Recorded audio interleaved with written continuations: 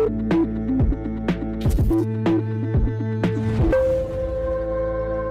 मैं हूं सोनाली और आप देख रहे हैं लाइव भारत टाइम्स न्यूज। चलिए बढ़ते हैं आज की खबर की ओर।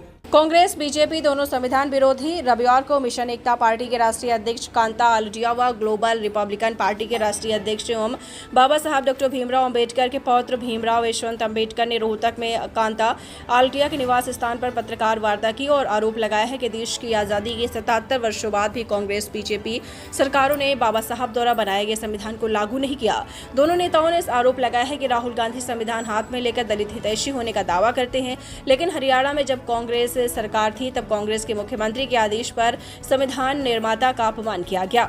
सबसे ज्यादा दलित और संविधान विरोधी भूपेंद्र हुड्डा और कांग्रेस है। साथ ही बीजेपी के पूर्व मंत्री मनीष ग्रोवर की शह पर रोहतक पार्क में बाबा साहब की मूर्ति तुड़वाई गई और जिस हाथ से संविधान लिखा गया उस हाथ को गंदे नाले में फेंका गया। बताते चले दोनों पार्टियां दलित और संविधान का चुनाव में इस्तेमाल करती हैं। दोनों पार्टियां दलितों की घोर विरोधी हैं। पूरी टीम ने आज रोहतक में अंबेडकर पार्क का दौरा किया। पार्क की स्थिति अच्छी नहीं होने पर भीमराव यशवंत अंबेडकर और कांता आलूटिया ने कांग्रेस और बीजेपी दोनों पार्टियों को कोसा है, क्योंकि दोनों ही पार्टियां सत्ता के दौरान बाबा साहब का अपमान किया है। उन्होंने कहा है कि उनके विरोध करने पर दोनों पार्टियों ने उनके खिलाफ केस दर्ज किया और जेल भेजा है।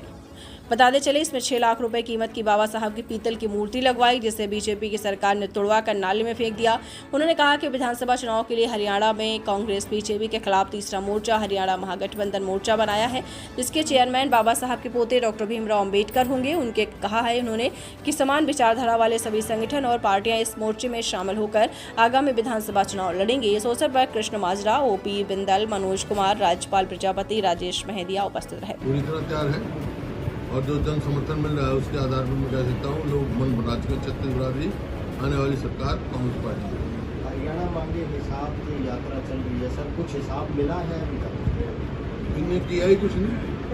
हिसाब तो जब कहने नहीं करा कुछ, कहीं हम सारे घूम रहे हैं, हर जगह यही हो रहा है भाई मैं कुछ नहीं करा। 9.5 साल में बिल्कुल सरकार जो है नॉन परफॉर्मिंग गवर्नमेंट से दी है।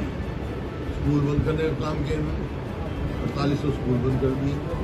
मेट्रो 1 वो खंभा भी नहीं लगाया, 1 इंच रेलवे लाइन नहीं बनाई और कोई एक बड़ी यूनिवर्सिटी नहीं लेकर आए, बड़ी संस्था नहीं लेकर आए, कोई भी काम ऐसा नहीं। जो नेशनल हाईवे है वो हमारे टाइम के यहाँ इन्हें अटवाने का काम किया है। दादूपुर नलवी नहर खुद यही जो सोना पैदा कर रही है जमीन वहाँ पर, उसको 10-20 साल के बाद वापस भी नहीं होने वाला है, क्योंकि पानी का जो लेवल फतेहाबाद में सर जिस तरह सीएम ने 10 घोषणाओं में से 7 घोषणाएं कांग्रेस सरकार की गिनवाई, क्या इससे अब उनके पास अपना कुछ है नहीं तो बारी ही गिनवाओगे।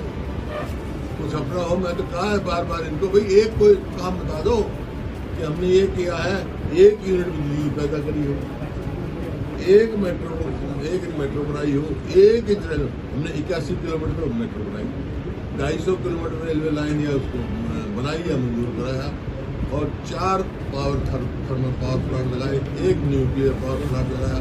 इनमें 1 यूनिट बिजली की बनाई हो क्या कागज पे लिखे हुए पढ़ रहे हैं सर? और क्या है ही नहीं ना कुछ। वो भाई अब उस एक को वहाँ का जो भी था DPRO उसको सस्पेंड कर दिया। ये जहाँ जाएंगे ये कहाँ पड़े, सारे हरियाणा के सस्पेंड करने पड़ेंगे, क्योंकि इनका अपना कुछ है नहीं इनके पास बताने को उपलब्धि। कल सर भाजपा की बड़ी बैठक मीटिंग हुई थी दिल्ली में और सभी प्रदेश के मुख्यमंत्री उसमें उपस्थित थे। उन्होंने कहा है कि जो संविधान बचाने को लेकर जो बात चल रही थी अब लोगों के बीच में जाएंगे, अब लोगों को समझाएंगे कि कांग्रेस ये र्यूमर फैला रही है। ये र्यूमर नहीं फैली, ये भाजपा के जो सांसद थे कैंडिडेट थे उन्होंने कहा था कि 400 सीट चाहिए हमारे को संविधान बदलने के लिए, वहीं से शुरू हुआ था, हम थोड़ा शुरू किया था। जब उन्होंने कह दिया कि 400 सीट चाहिए हमारे को संविधान बदलने के लिए तो क्या हो गई। सर नीति आयोग की अभी मीटिंग हुई, उसमें 8 मुख्यमंत्री नए गठबंधन के नहीं पहुंचे, उसमें ममता बनर्जी पहुंची थी। उन्होंने कहा कि मेरी आवाज दबाई गई, मेरे को समझ नहीं दिया। चलो तो उनको बताओ। सर एक सवाल दोबारा से, विपक्ष की प्रजातंत्र में तो मजबूती पक्ष होना चाहिए, मजबूती विपक्ष होना चाहिए और मजबूती मीडिया होना चाहिए, था कमजोर नहीं चाहिए। सवाल दोबारा से पूछ रहा हूँ सर, मैं स्पोर्ट्स को लेके सवाल दोबारा कर रहा हूँ कि अभी आपके चुनाव आने वाले हैं, क्या स्पोर्ट्स को लेके दोबारा से इस पॉलिसी में संशोधन करने जा रहे हैं? जो हमारी पॉलिसी है वो लागू करें हम। पदक लाओ, पद पाओ और जितने लेवल का है उसको, और शुरू से स्पैट की जितना पहले हमने शुरू की थी, स्कूल में ही आइडेंटिफाई करेंगे किस खिलाड़ी का किस में दम है, ताकि हमारी युवा पीढ़ी नशे से दूर रहे, एक कंस्ट्रक्टिव काम में लगे।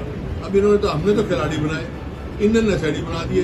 हरियाणा में जो ड्रग अब्यूज की वजह से पंजाब से ज़्यादा डेथ हुई, ये आप लोगों के अखबार में पढ़ते हैं। ठीक है सर।